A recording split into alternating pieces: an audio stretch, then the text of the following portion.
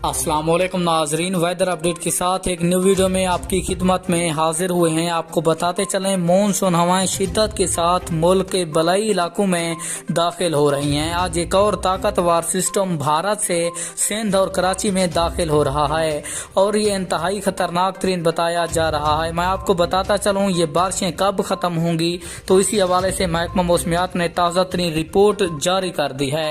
तो उससे पहले आपने वीडियो को लाइक और चैनल को सब्सक्राइब करना है ताकि आपको हमारी नई वीडियो सबसे पहले और बाआसानी मिलती रहे।